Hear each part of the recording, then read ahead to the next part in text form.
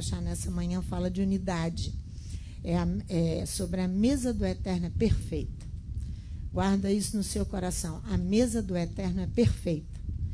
Então é a paraxá Vayeri, e ele viveu. E ele viveu por causa da unidade da comunhão. Então, a mesa do Eterno, eu quero que você vá comigo em Êxodo, no capítulo 25. Ali nós temos a descrição da mesa sagrada. A mesa que ficava dentro do santuário. Essa mesa é a mesa sagrada, e a nossa mesa deve simbolizar essa mesa. Êxodo capítulo 25, a partir do versículo 23 ao 30. Também farás uma mesa de madeira de acácia. Seu comprimento será de 2 côvados, a sua largura de 1 côvado, a sua altura de 1 côvado e meio. Êxodo 25, 24. De ouro puro a cobrirás, e lhe farás uma moldura de ouro ao redor. Também lhe farás ao redor uma guarnição de 4 dedos de largura. Ao redor da guarnição farás uma moldura de ouro. Também lhe farás 4 argolas de ouro, e aporás as argolas nos 4 cantos que estarão sobre os 4 pés. Junto da guarnição estarão as argolas, como lugares para os varais, para se levar à mesa. Farás estes varais de madeira de acácia e os cobrirás de ouro, levar-se-á por meio deles à mesa. Também farás os seus pratos, os seus recipientes para incenso, as suas tigelas em que se hão de oferecer libações, de ouro puro os farás. Cheio de detalhes, viu? Sobre a mesa porá os pães da proposição. É melhor dar sobre a mesa o pão das faces, que essa tradução está muito ruim. Dá sobre a mesa o pão das faces em face de mim sempre, diz o Eterno. Sobre a mesa porás os pães da proposição perante mim permanentemente. Dá sobre a mesa o pão das faces em face de mim sempre. A Septuaginta traduziu também como pão da oblação. O texto no original diz pão das faces. O pão, o alimento do homem, é o símbolo de toda manducação universal. Manducar é mastigar e comer. Todo homem come para poder sobreviver, não é? Então o alimento, ele vem das faces de Adonai. Das faces de Adonai para nós, o alimento. Então, nós temos aqui vários simbolismos dessa mesa. Essa mesa vai simbolizar o agradecimento e a ação de graças pelo pão que nós recebemos, pelo pão que nós comemos quando assentamos à nossa mesa e oramos ali abençoando o pão que recebemos a cada dia e o pão espiritual que nós recebemos. Então é o pão das faces permanentemente. Os pães eles eram dispostos. Então o primeiro item é a mesa do agradecimento. Guarda essa palavra, agradecimento, que toda a nossa paraxá vai envolver agradecimento. Os pães eram dispostos, parece que em 2 fileiras, superpostos, 6 e mais 6 pães. Cada primeira fileira colocada diretamente em cima da mesa. Os pães das faces. Eles eram cozidos toda sexta-feira. E comidos os pães que estavam lá já há 7 dias pelos sacerdotes e colocados novos pães sobre a mesa, simbolizando a unidade entre as 12 tribos de Israel, esses pães. 12 pães, simbolizando as 12 tribos de Israel. Portanto, sobre a mesa está o agradecimento e o símbolo de unidade. De unidade. Eles são depositados, então, perante a face de Elohim. Eles lembram a presença de toda a criação, eles lembram a unidade e eles então, a mesa está diante das faces para agradecimento. Assim também deve ser a sua mesa e a mesa do hebreu. Hebreu porque a palavra hebreu significa hibrid no hebraico, que significa servidor de Elohim. Então, hebreu por si só já significa servidor. Então, diante da mesa de cada um de nós, essa é a nossa introdução na paraxá de hoje, deve ter um lugar de prece e de comunhão de unidade, onde cada refeição diária é um rito comunal, deve ser de um sacrifício de agradecimento a Elohim diariamente. Um sacrifício de agradecimento a Adonai. Nós vamos adentrar a nossa paraxá em Gênesis, no capítulo 47, versículo 27. Olha o que diz a nossa paraxá. O patriarca está se despedindo aqui, porque o Eterno vai recolhê-lo junto aos seus pais. E ele diz no versículo 27, Olha só. Assim habitou Israel na terra do Egito, na terra de Gósen. Nela adquiriram propriedades, frutificaram e multiplicaram-se muito. Jacó viveu na terra do Egito 17 anos, e os anos da sua vida foram 147. Os 17 anos vividos no Egito foi a mesma quantidade de anos que viveu José no Egito. Os 17 anos, desde que foi vendido por uma caravana de ismaelitas até a sua ascensão ao primeiro-ministro, como primeiro-ministro de Israel. Então, aproximando-se o tempo da morte de Israel, ele chamou José, seu filho, e lhe disse: se achei graça aos teus olhos, eu rogo-te que ponhas a tua mão debaixo da minha coxa e usa para comigo de benevolência e verdade. Eu rogo-te que não me enterres no Egito. Mas quando eu tiver dormido com meus pais, levar-me-ás do Egito e me sepultarás onde eles foram sepultados. Respondeu José: farei conforme a tua palavra. Por duas questões, Jacó queria ser enterrado na terra de Canaã. Mostrar ao Egito que ele não pertencia ao império faraônico. Ele queria que fosse enterrado na terra de Canaã para mostrar ao Egito que ele não tinha nada a ver com o império faraônico. Era isso aí. E que ele queria lembrar aos seus descendentes, nas gerações futuras, que Israel é a terra das promessas, do seu verdadeiro enraizamento. Que Israel, presta atenção, que Israel é a terra das promessas e do seu verdadeiro enraizamento. É o enraizamento das decisões das futuras gerações que viriam, né? Agora veja o versículo 31. Então lhe disse Jacó: jura-me. E ele disse: jurou. E Israel se inclinou sobre a cabeceira da sua cama. Mas o próximo original hebraico diz: ele diz, jura-me, e ele jura. Jacó se prosterna à cabeceira da cama. Prosternar, você sabe o que é? É se curvar humildemente, com respeito e gratidão. Ó, presta atenção, ele vai se curvar aqui agora, humildemente, prosternar, com respeito e gratidão. A quem? Primeiro a Adonai, depois ao filho José. Ele vai se prosternar, se humilhar diante de Adonai e diante do filho. Ele poderia dizer: não, eu sou patriarca, eu não tenho que fazer isso. Não, ele vai agradecer. Ele vai agradecer a José, em sinal de gratidão a Adonai, de Iosef, que lhe garantem a graça de ser enterrado na terra de Canaã, e de que cumprir a promessa de Abraão, que toda a sua descendência desceria ao Egito, prosperaria ali, cresceria ali, seria perseguida ali, seria oprimida ali. Essa era a promessa feita a Abraão no capítulo 15. Ao seu bisavô. Feita a Abraão. Então a gratidão é um dos pontos altos, é o clímax da nossa paraxá. Porque nós temos que olhar para a atitude do patriarca, uma atitude de gratidão a Adonai e a José. Então, a paraxá está ligada à mesa do Eterno é perfeita. A mesa sagrada do Eterno é perfeita. Então, nós temos que ter atitudes de agradecimento, que é isso que permeia toda a paraxá de hoje, a mesa do Eterno. Por isso que ela é perfeita, porque ela tem o simbolismo da unidade, ela tem o simbolismo da gratidão, ela tem o simbolismo das faces de Adonai ali permanentemente, pois os pães vão se situar sobre a mesa, diante das faces, em agradecimento pela manducação universal, pelo alimento universal e permanente, a palavra e a comida física. A palavra e a comida física. Vejamos o Salmo 50. Vamos lá, por favor, comigo. Salmo 50. No versículo 14 do Salmo 50.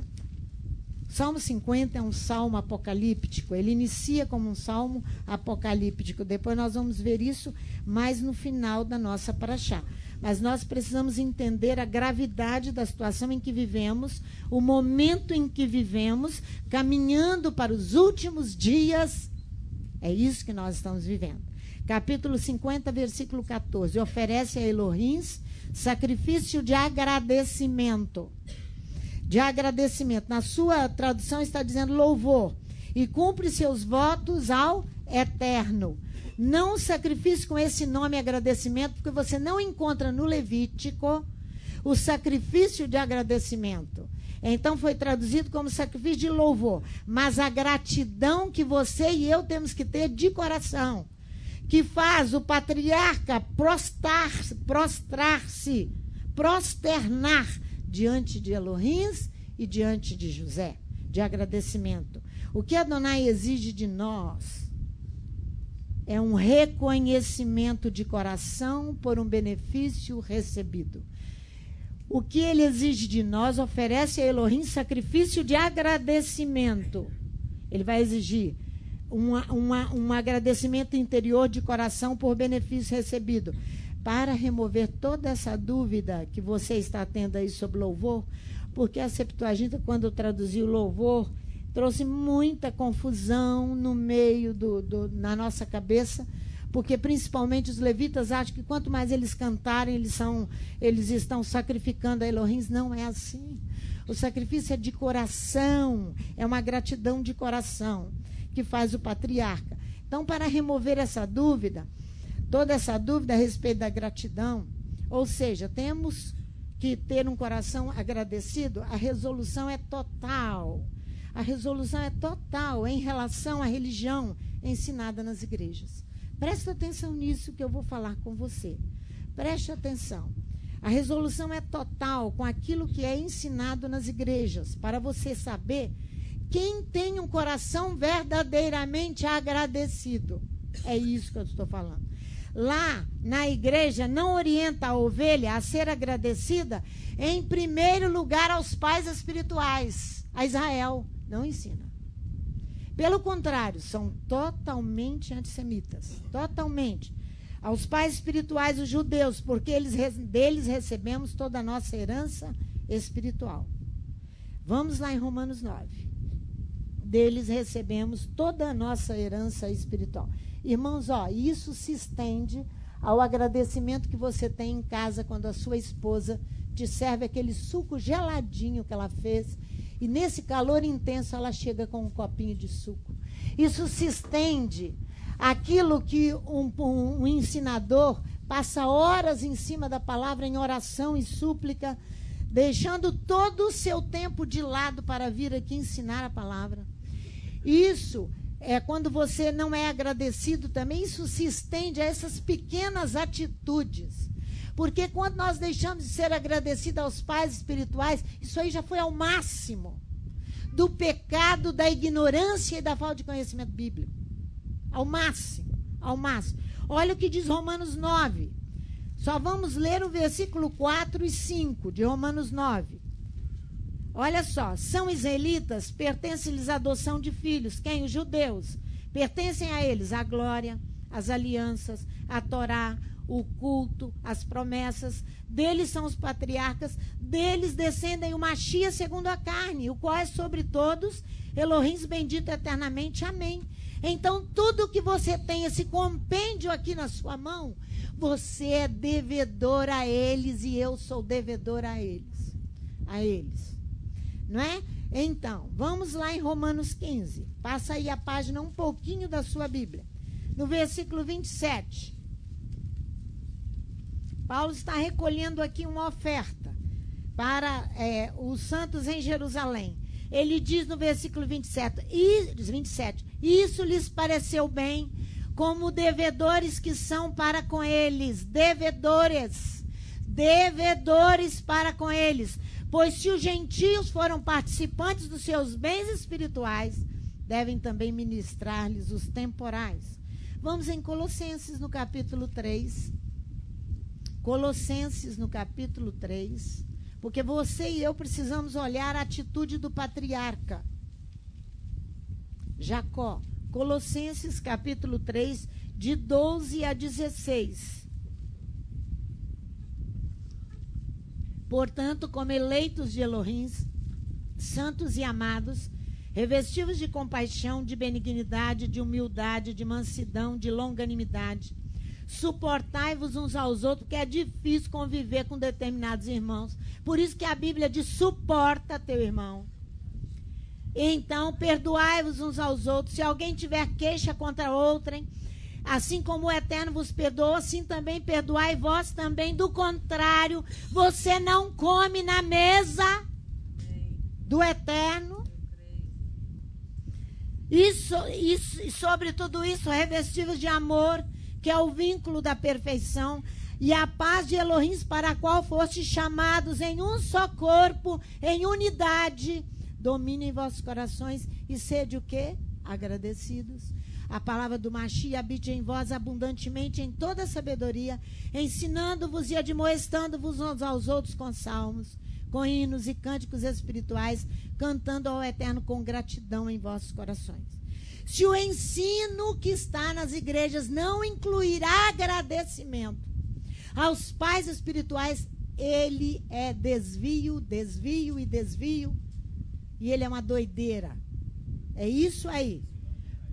Ele não tem raiz. Porque recebemos benefícios, benefícios, benefícios, aí damos coice. É isso aí? Irmãos, não é superstição. O que nós fazemos é superstição. É dar um caráter sagrado. Isso é desvio. Isso é desvio. Desvio da verdadeira doutrina bíblica. É isso que o patriarca está fazendo lá. Para as gerações futuras. Para que nós não nos desviemos desse caminho. Não tomemos esse caminho de resistência contra os princípios bíblicos. Irmãos, o desvio, a superstição, é que aquilo que empresta caráter sagrado a práticas destituídas de base na Torá, ou na Bíblia Sagrada, nos profetas, ou em Yeshua. É destituído disso. O serviço litúrgico, ele é feito por interesse próprio. Interesse próprio. Há necessidade de arrependimento e confissão de pecados. Do contrário, não sentará à mesa. Não sentará. Não sentará à mesa do Eterno, não. Você pode sentar na mesa dos demônios, menos na mesa do Eterno. Nós vamos ver isso lá no final. Você vai conferir comigo um desvio do cristianismo que sustenta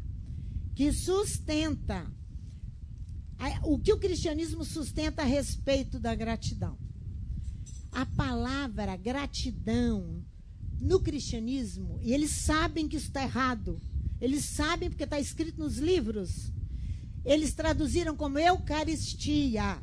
Eucaristia. Tornou-se um termo para indicar a ceia do Senhor. Vamos lá em 1 Coríntios 11. Veja lá comigo, para você ver. Eles traduziram agradecimento como Eucaristia. 1 Coríntios 11, versículo 24. Olha aí como é que começa o versículo 24. E tendo dado graças, por causa desta expressão, tendo dado graças, mas não é só por isso que foi traduzido por Eucaristia. Não. 24. E tendo dado graças, o partiu e diz: este é o meu corpo que é entregue por vós. Fazer isto em memória de mim. As palavras dado graças é traduzido do verbo eucaristeo no grego. E Yeshua deu graças. Deu graças por quê? Pelo alimento. Nós estamos diante da mesa.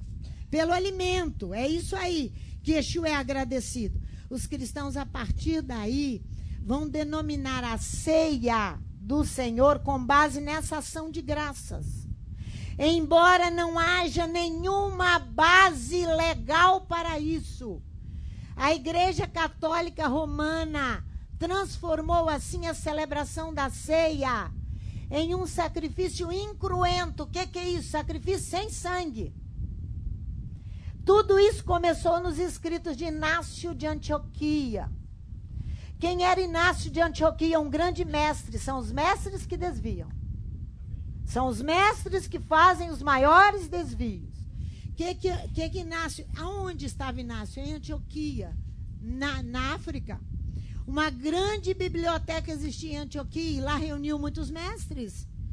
Inácio, no período do imperador Trajano, ele foi perseguido e ele foi levado para Roma. Mas você sabe que esse percurso até Roma se deu pelo Mediterrâneo no navio muitos meses. Ele escreveu, então, durante esse percurso, 7 cartas, Inácio. E essas cartas vieram ser incorporadas às decisões da Igreja Católica Romana, porque ele favoreceu o crescimento e o levantar da Igreja Católica Romana. É Inácio. Então, o que vai acontecer aqui? Essas 7 cartas vão fazer parte, vão se tornar parte dos escritos dos pais apostólicos. Os pais apostólicos da igreja, porque vão deixar os pais espirituais, os judeus, por toda a influência de Inácio, e vão se tornar Inácio e muitos outros seus pais. É isso aí, é essa a intenção de uma tradução errada dessa forma. Qual a intenção? Era desviar a gratidão. Qual a intenção? Desviar a gratidão e retirar os membros da mesa para você ir para o inferno. Desviar a gratidão. Eu vou falar, Chiquinho. Os pais apostólicos da igreja romana estabeleceram assim a inimizade, o ódio e a divisão. E a igreja evangélica que aí está hoje sabe disso. Eles não são ignorantes, mas eles não querem arregaçar a manga para trabalhar, porque serão perseguidos, porque lhes faltará recursos. Eles não querem pagar o preço de horas e horas com o eterno, para que o Espírito, não querem vir para o sacrifício da manhã, que é o seminário que eles têm que fazer. É oração, oração e oração e oração. Eles não vão fazer, assim não vão fazer, não vão obedecer. Vão obedecer sobre a forte mão de Elohim. Vocês só vão ver. Vocês só vão ver. Suas cartas continham exortações, as cartas de Inácio, encorajamento e pontos doutrinários. Ele favorecia o celibato e era totalmente louvável o celibato. Primeiro ponto. Segundo, a forma de governo eclesiástica que Inácio lançou. Eu queria ter trazido para vocês hoje um livro que o pastor Valtir escreveu e me mandou de presente certa vez, antes dele morrer. Pastor Valtir é da igreja em Vitória. Ele era da igreja em Vitória, ele faleceu. Esse homem escreveu tudo isso que eu estou dizendo para vocês. O pastor Valtir, antes dele morrer. E foi uma bênção esse livro dele. E ele tem toda a razão. Por quê? Porque Inácio, ele começa falando sobre a autoridade local e estabelecendo os bispos. Mas os bispos não eram apenas, Francisco, de uma igreja local. Os bispos passaram a dominar regiões. E aí foram crescendo, dominando espaços muito maiores. Hoje você reconhece as denominações com seus papas, debaixo de um papado. Olha, de Macedo, ele mora no exterior e dirige toda uma igreja que ele fundou no Brasil. É um papado.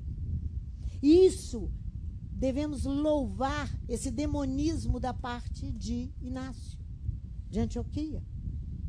Na biologia, irmãos, aquele que domina, porque o Eterno me mandou você e eu dominarmos os peixes do mar, as aves do céu, não mandou você dominar seres humanos, não. Na biologia, a dominância se explica pela presença do híbrido. Sabia disso? Sabia? O que é? Um animal, um vegetal, que resulta de um cruzamento. De um cruzamento. A mula é híbrido do asno e da égua. Vão se misturar duas espécies. Nós não temos duas espécies. Ou nós somos descendência de Abraão ou não somos. Amém. Ou somos ou não somos. Pastor Valtir, ele escreveu e morreu, coitado, com a finalidade, segundo ele, de desfazer os equívocos. Eu escrevi aqui, mitos, erros do clero. Ele escreve na página 121 do seu livro, Deterioração do governo da igreja. Ou seja, ela estragou, ela se arruinou, ela apodreceu com o modelo copiado de Roma. Devemos nos arrepender e deixar estas práticas que vêm de Inácio de Antioquia. É dele que vem.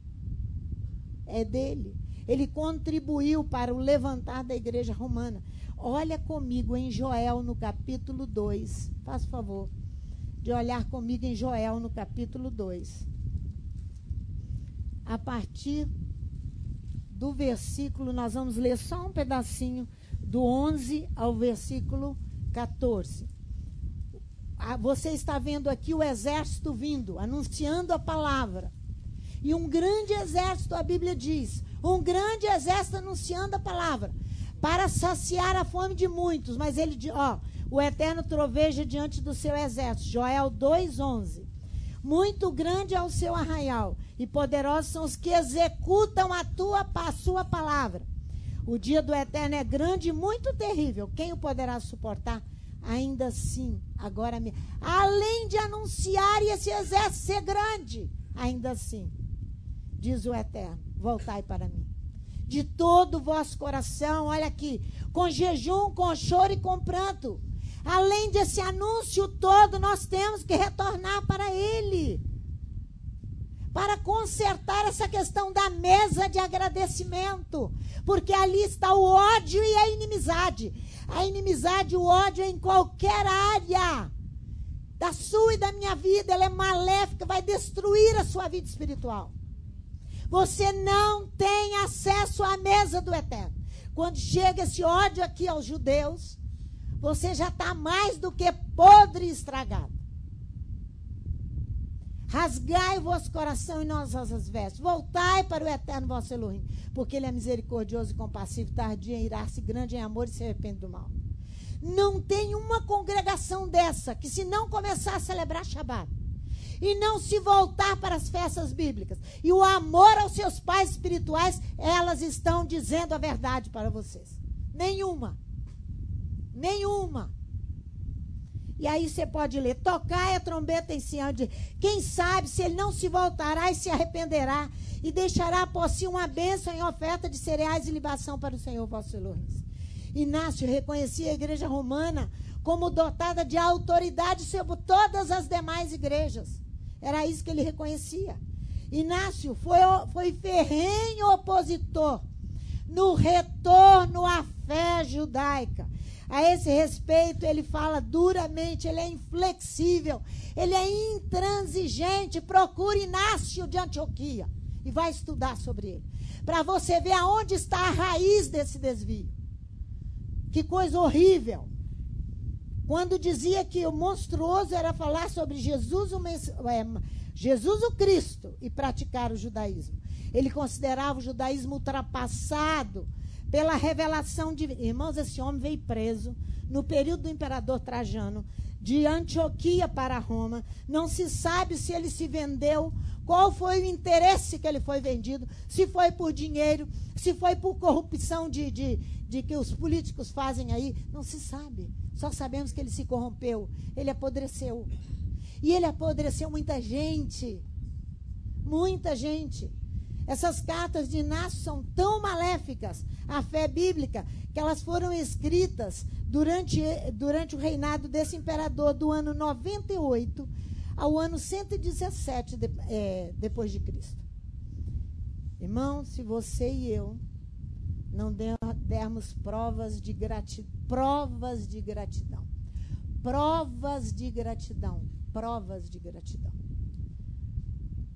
E como que isso acontece? Dar provas de gratidão, retornando aos princípios da fé bíblica. Fazendo assim, realizamos resgate. Fazendo assim, nos fazemos perdoar por nós, pelo passado e pelos que virão. Pensa você que retornar é fácil. Por que você acha que os pastores não querem retornar? Eles vão ter que abrir mão de direitos lícitos, de salários, de horas, que eles vão ter que levar diante do Eterno. Nós travamos uma luta, irmãos, para retornar, física e espiritual. Ela é renhida Isto ela é disputada palmo a palmo. Palmo a palmo. Por causa da distância que há entre esse dedo e esse aqui, ó. Por isso que ela é disputada palmo a palmo, ó. Pelo tempo que nos distanciamos. Pelo ódio em que guardamos no nosso coração. Mas, pastor, eu não tenho esse ódio, mas o seu vizinho tem. O seu irmão que entra na sua casa tem. Você precisa ser sensível o suficiente para perceber isso. Irmãos, é uma luta reída, sabe por quê? Porque ela é encarniçada. Ela é encarniçada. Ou seja, nós temos que aplicar um forte amor por causa desse retorno. Forte amor. E perseguir esse amor sem tréguas. Mas nós temos uma população e um mundo moderno que tudo é rápido, tudo é imediatismo. E com Elohim não funciona assim. Não funciona assim. Não funciona, não funciona. Você vai ter que perseguir esse retorno, mas perseguir sem trégua. Essa luta vai ser debatida demoradamente. Assim, a figura dessa luta é sangrenta. Ninguém pagou ainda preço de sangue por ela. Ninguém pagou ainda. Ninguém. Até que eu e você possamos dizer. Vamos lá no Salmo 116. Até que eu e você possamos dizer. Eu não estou exagerando, essa luta é sangrenta. Salmo 116. Nós estamos cansados de conhecer esse versículo. Mas ainda não entendemos desse sacrifício de gratidão, não entendemos. Aqui ele diz assim, ó, que darei ao Eterno por todos os benefícios que tem recebido. Porque darei de gratidão ao meu Elohim, por todo o benefício que eu tenho recebido. Eu tomarei o quê? A taça da salvação. E eu invocarei o nome do Eterno. A mesa da comunhão e da unidade estão aqui, ó. É a mesa perfeita. Quando eu e você reconhecemos, é a mesa da unidade. O sacrificador de agradecimento me glorifica. E ele se põe na estrada e eu lhe faço ver a salvação de Elohim. Ele diz, eu estava fora da estrada aqui. Eu vou tomar a estrada outra vez porque eu reconheci. Eu reconheci. Para tomar essa estrada aqui outra vez, a luta é sangrenta. Você vai ter que persegui-la com um amor o amor aos seus pais é menor. O amor aos seus filhos tem que ser menor. É aquele amor que a Torá fala que é menor. É quando o pai tem um filho, uma mulher não amada, e ele vai ter que dar a maior porção a ele. É o primogênito dele. Mas ele não ama aquela mulher.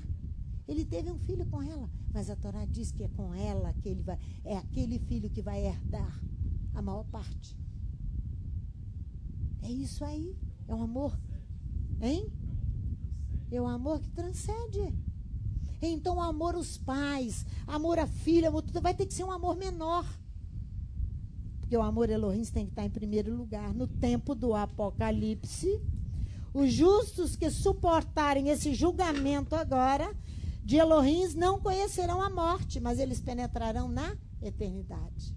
É isso que o salmista está dizendo no Salmo 50. Vai lá para você ver. Salmo 50. Ali, ó, para você tomar.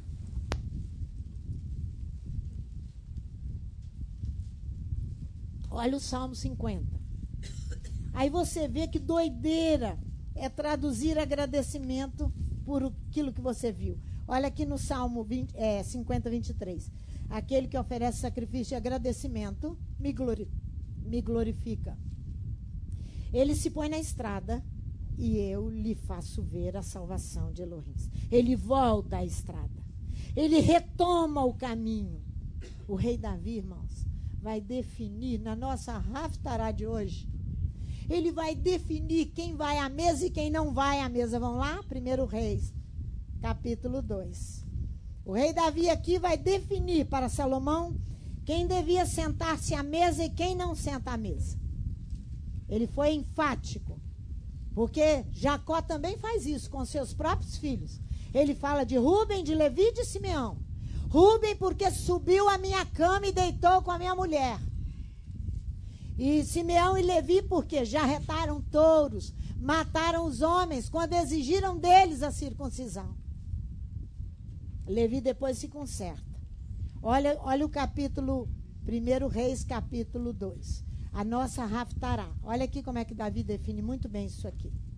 Aproximando-se o dia da morte de Davi, como a morte de Jacó, e ele começa a determinar as coisas para a sua descendência, deu ele ordem a Salomão, seu filho, dizendo: eu vou pelo caminho de toda a terra, esforce depois de ser homem.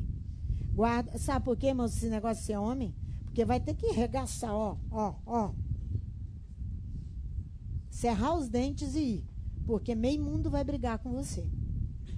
Guarda as ordenanças do Eterno teu Elohim, para andares nos seus caminhos, para guardar os seus estatutos e os seus mandamentos, os seus juízos e os seus testemunhos, como está escrito na Torá de Moisés, para que prosperem tudo o que fizeres e por onde quer que fores.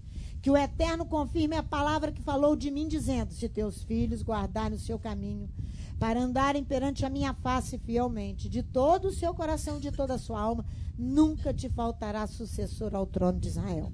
Ora, tu sabes o que me fez Joabe, filho de Zeruia, o que fez aos 2 comandantes do exército de Israel, a Abner, filho de Ner, e a Amasa, filho de Jeter, os quais matou em tempo de paz.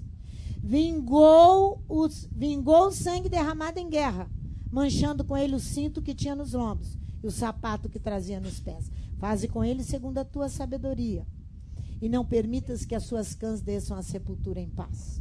Ele não sentará à minha mesa. Ele não sentará à minha mesa. Davi é enfático. Porém, com os filhos de Barzilai e Gileadita usarás de benevolência. Estarão entre os que comem a tua mesa, Salomão. Não deixa comer contigo aquele que se diz irmãos. É isso que a Bíblia fala em 1 Coríntios, versículo 11, se não me engano. Aquele que se diz irmãos, mas divide, é inimigo. Ele é inimigo, ele mantém ódio no seu coração. Ele não suporta Israel. Ele, quando chega a não suportar os pais espirituais, porque em casa e no meio dos amigos e de irmãos e no trabalho, ele faz todas as impropérios possíveis. Aqui, ó, esses estarão comigo à tua mesa, porque assim se houve comigo quando eu fugia por causa do teu irmão Absalão. Está vendo? 1 Coríntios 5, 10, né? 10, 20. Não, esse é outro texto. É 1 Coríntios 5, versículo 11, se não me engano. Com aqueles que se dizem irmãos, mas não têm a palavra de Deus como a palavra na vida deles. Não tem. Lembra-te, comigo estava Simei, filho de Gera, filho de Benjamim, de Baurim, que me maldisse com maldições atrozes. Olha aqui. No dia em que eu ia amar Anaim, quando ele saiu a encontrar-se comigo junto ao Jordão, eu, pelo Eterno, lhe jurei, dizendo que não mataria a espada, mas agora não tenhas por inocente. És homem sábio, Salomão, e bem saberás o que hás de fazer, para que as suas cãs desçam à sepultura com sangue. Então Davi descansou com seus pais e foi sepultado na cidade de Davi. Aí vem falando, foi o tempo que Davi reinou. É isso aí, sim. Eu tenho certeza absoluta dessa questão. E Yeshua vai explicar isso. Vamos bem. Mateus capítulo 8. Com exatidão, que a fé do centurião vai aqui prefigurar o retorno dos pagãos a Elohims de Israel, Abraão, Isaque e Jacó. O retorno aqui, ele vai prefigurar através do centurião. Mateus capítulo 8, versículo 11 e 12. E Yeshua vai prefigurar aqui a fé do centurião aos pagãos que retornarão ao Deus de Abraão, de Isaque e de Jacó. Não é ao Papa. Não são os papas das regiões, não. Não são os papas das grandes catedrais, não. É o Deus de Abraão, de Isaque e de Jacó. Olha aqui, gente, versículo 11 e 12. Mas eu vos digo que muitos virão do Oriente e do Ocidente, assentar-se-ão à mesa com Abraão, Isaque e Jacó no reino dos céus. Mas os filhos do reino serão lançados fora nas trevas, onde haverá pranto e ranger de dentes. Porque seguem Inácio de Antioquia, seguem o Papa em Roma e querem continuar assim. Não vos conheço. A mesa, irmãos, é um altar. E toda refeição diária tem que ser um sacrifício a Adonai. O ensinamento é que a catástrofe vai desabar sobre o meu povo que se chama pelo meu nome. Deve se humilhar e se arrepender, que o desvio foi grande demais. E buscar ela. É isso que o Espírito grita nos nossos dias. Grita nos nossos dias. Grita. É aquilo que está lá em 2, se o meu povo que chama meu nome se arrepender e se humilhar. E buscar a minha face. Irmãos, eles têm que se converter, Zé, dos crimes praticados. Quantas vidas mortas pelo engano são crimes. O ódio gratuito. O ódio gratuito uns aos outros. E a Israel, é isso aí. Acabará por levar a queda e a ruína. A treva exterior, que fala aqui, ó. Mas os filhos do reino serão lançados fora nas trevas, onde haverá pranto e ranger de dentes. Já Paulo, ele vai enunciar os atributos. Ele vai enunciar os atributos. Vamos ver lá. 1 Coríntios 10. Agora que é 1 Coríntios, Roberto, 10. Olha, ele vai enunciar os atributos, as características específicas da mesa perfeita do eterno e da mesa dos demônios. Mesa do eterno e mesa dos demônios. De modo que ninguém venha confundir-se a respeito da mesa. É isso que Paulo vai clarear aqui. De modo que ninguém venha confundir-se a respeito da mesa do Senhor. A mesa do eterno é perfeita. É isso que ele diz. 1 Coríntios 10, versículo 17. Porque nós, sendo muitos, somos um pão, um só corpo. Pois todos participamos do mesmo pão, da manducação universal. Vede a Israel segundo a carne. Os que comem os sacrifícios não são participantes do altar? Mas que digo? Que o ídolo é alguma coisa? Ou que o sacrificado ao ídolo é alguma coisa? Antes eu digo que as coisas que os gentios sacrificam é aos demônios que sacrificam, não a Elohims. Não quero que sejais participantes com os demônios. Não podeis beber o cálice, a taça da salvação do eterno e o cálice dos demônios. Não podeis ser participantes da mesa do eterno e da mesa dos demônios. É isso que ele está falando aqui, é Levítico 17:7. Eles não mais sacrificarão seus sacrifícios aos bodes. No original hebraico, lá em Levítico 17:7, eles não mais sacrificarão aos bodes, atrás dos quais se prostituem. Será para eles uma regra de perenidade para seus ciclos. Sacrificar a Elohims e comer na mesa de Elohims. Irmãos, o bode, na maior parte das tradições, os bodes são animais trágicos. Que é isso?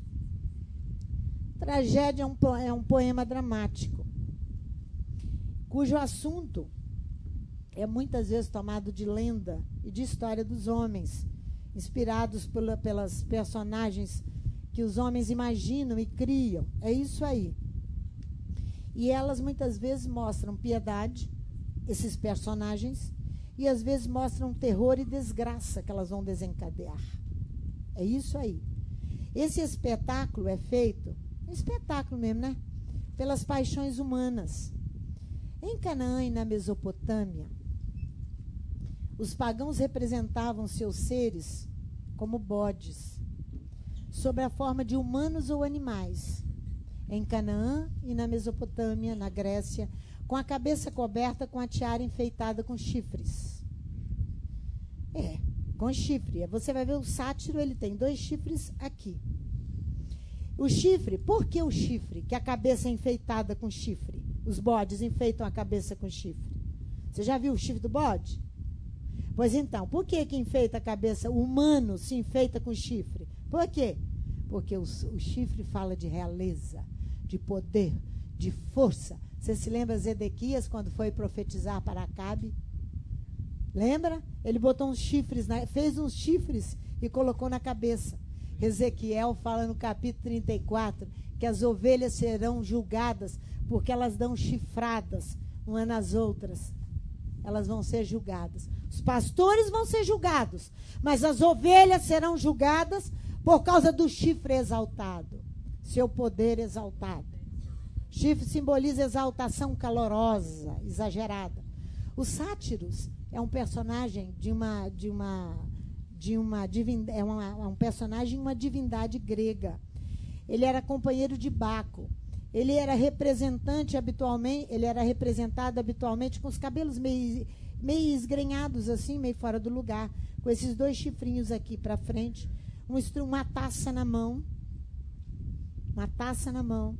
um cetro na mão, um cetro na mão, uma taça e um cetro na mão, e um instrumento musical. Sua figura é de um homem devasso e cheio de luxúria.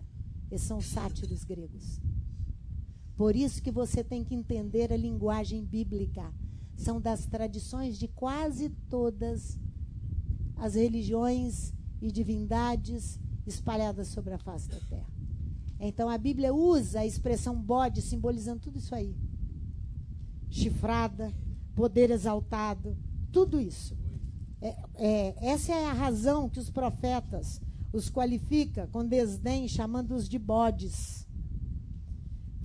O capítulo 17 de Levítico, versículo 7. Depois, vai comigo lá em Deuteronômio, no capítulo 32. Para você entender o que Paulo fala, estão sacrificando aos demônios, a esses sátiros que estão sacrificando. Por quê? Porque quando você se exalta, seu chifre é muito alto, você está exaltado e cheio de orgulho. Aí você é o quê? É um sátiro desse. Deuteronômio capítulo 32, o versículo 17. Olha aqui para você ver. Começa do 15. Engordando-se Jesurum é Jerusalém, né? Deu coices, engordou-se, engrossou-se, cobriu-se de gordura e deixou Elohim que o fez, desprezando a rocha da sua salvação. Com deuses estranhos provocaram a zelos, com bodes provocaram a zelos, com abominação o irritaram. Sacrifício ofereceram aos demônios, não a Elohims, a deuses que não haviam conhecido, novos deuses recém-chegados, os quais vossos pais não veneraram. Está vendo? É isso que Paulo está falando.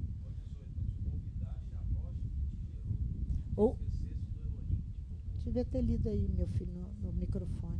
Você está com ele aí? Lê no microfone.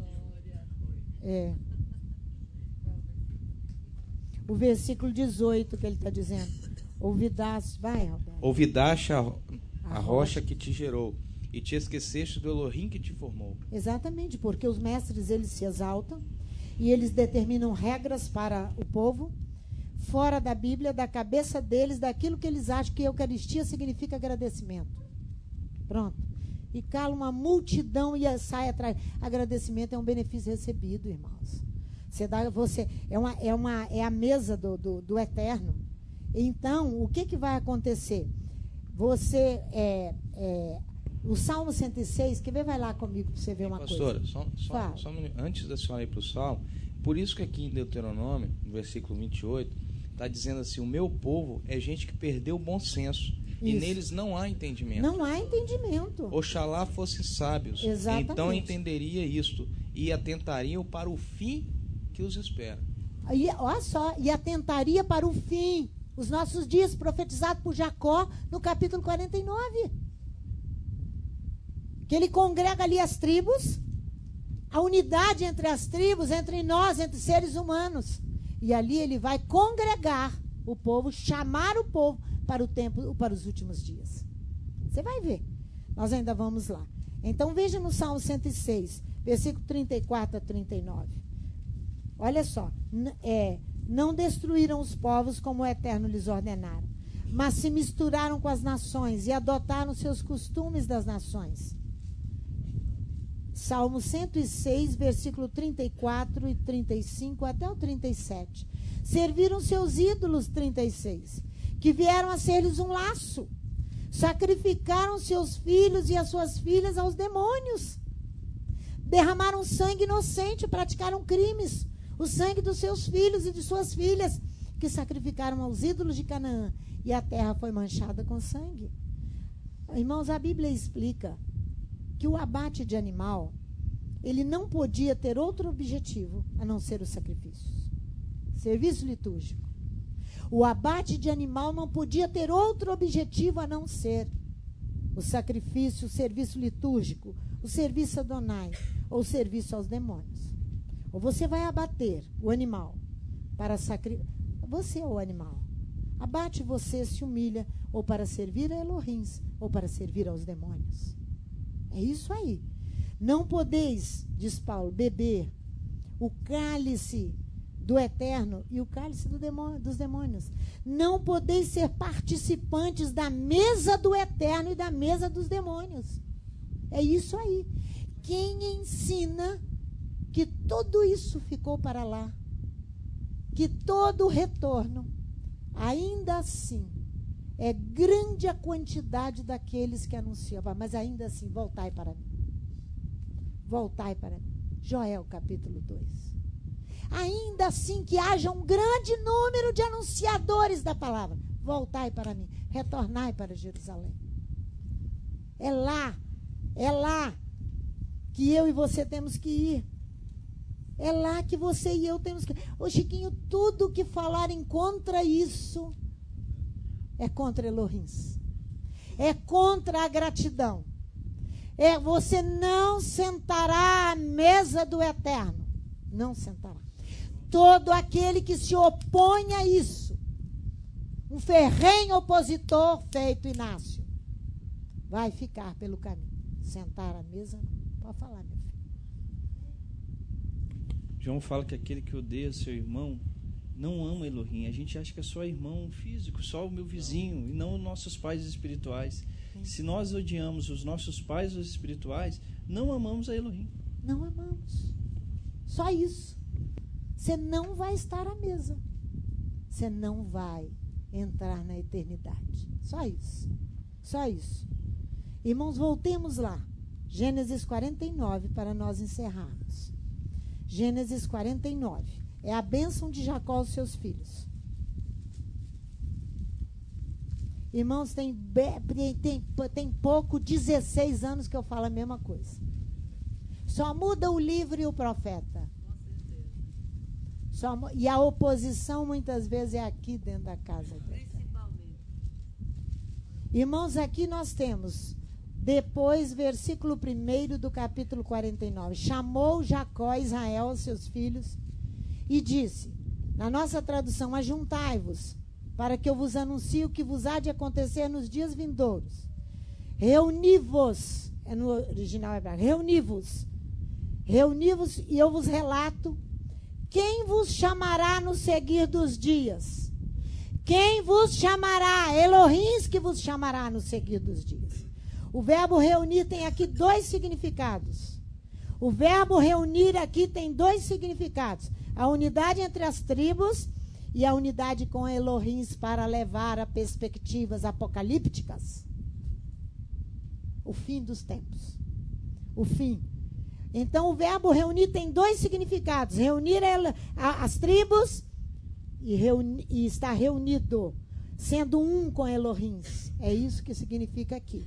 Porque o versículo se divide em duas partes. Olha a primeira parte. Jacó convoca todos os seus filhos e diz, reuni-vos.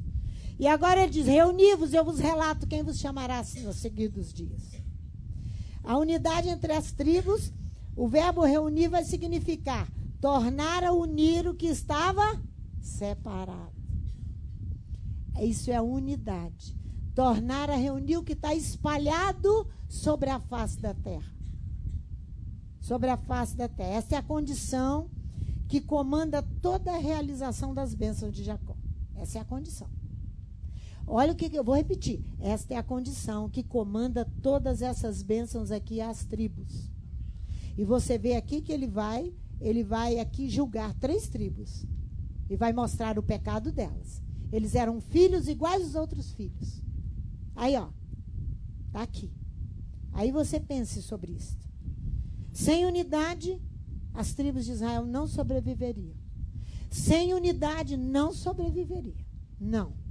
As tribos precisam somar, cooperar uma com as outras juntamente. Nós estamos falando de nós. Pagar sua parte nas despesas comuns. Lembra de um condomínio? Todos os condôminos ali pagam as partes que são comuns a todos. É isso aí. Para pagar as despesas que são comuns a todos. A parte B do versículo. Reuni-vos, eu vos relato quem vos chamará no seguir dos dias. Reuni-vos para agrupar, para agregar, para congregar, que significa também reunir. E eu vos vou relatar quem vos chamará. Unidade com Elohim. A unidade, o Salmo 50, quando ele começa, vai lá comigo para você ver. Vai lá. Que eu falei que ele tem toda a característica apocalíptica, né? Olha aqui.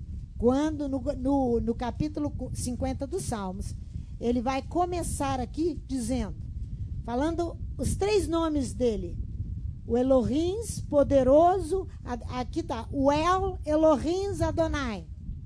Fala e convoca a terra do oriente, do sol ao seu poente. Ele vai falar. Lá no capítulo 49 de Gênesis, vai lá não. Jacó está dotado ali de um poder profético para esses últimos dias. Então ele vê o verbo reunir como anunciar-lhes o quê? O futuro. Congregar e ajuntar no final dos dias. Jacó, quando diz ele reuni-vos, ele diz congregando-os e ajuntando-os, pois ele fará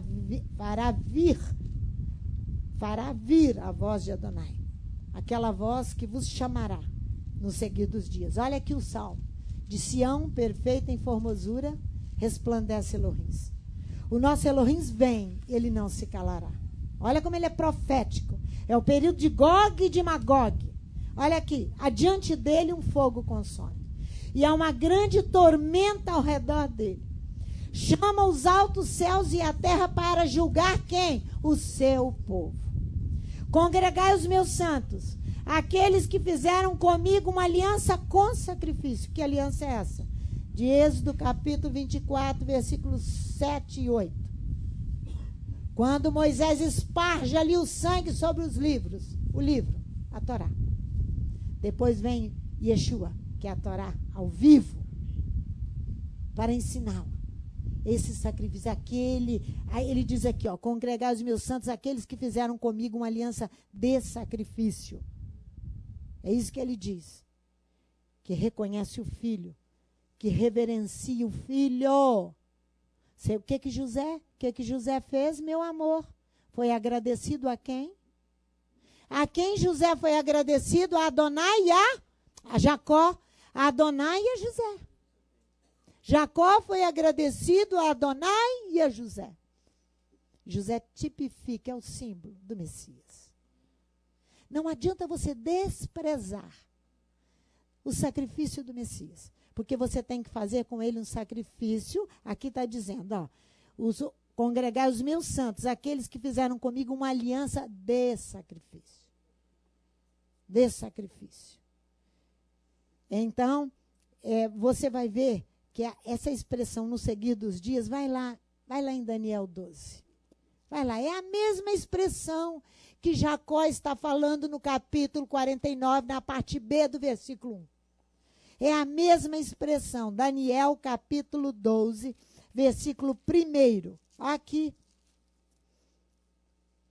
Nesse tempo se levantará Miguel, o grande príncipe que protege os filhos do teu povo. Haverá um tempo de angústia qual nunca houve, desde que houve nação até aquele tempo, Daniel 12, 1. Mas nesse tempo livrar-se-á teu povo, todo aquele que se achar inscrito no livro. O livro foi aspergido com quê? Com sangue. Com sangue. Com sangue. Aquela voz que vos chamará, filhos de Israel, a seguir no seguir dos dias. Veja Jeremias, capítulo 29. Jeremias, capítulo 29, versículo 14.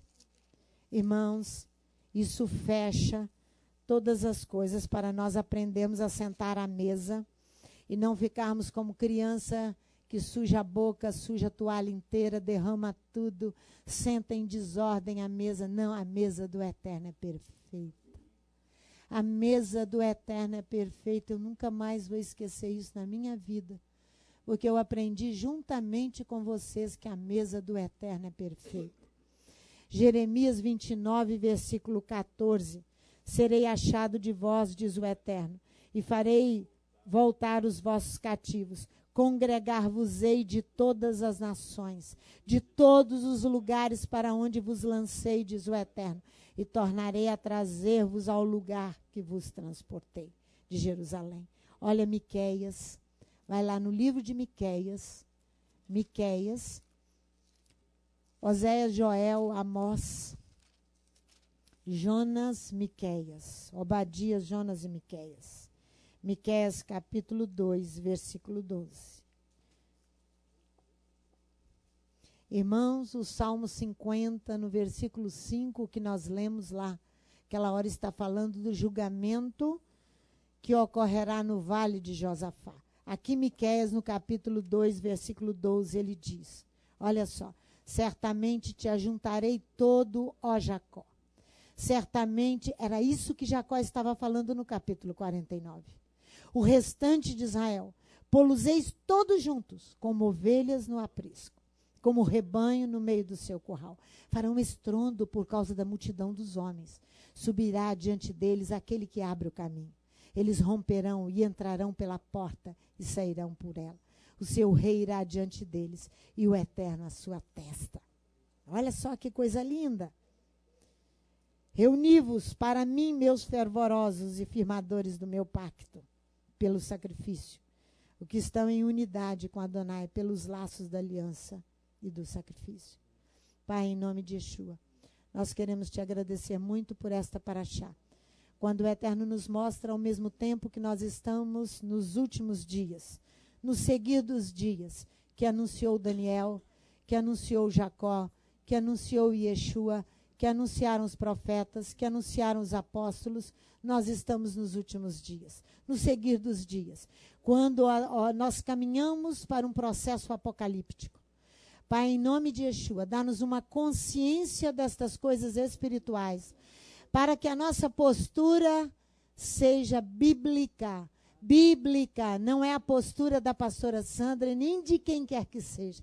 Seja uma postura bíblica lá na nossa casa, no nosso serviço, na congregação, no telefone, na internet, aonde eu estiver.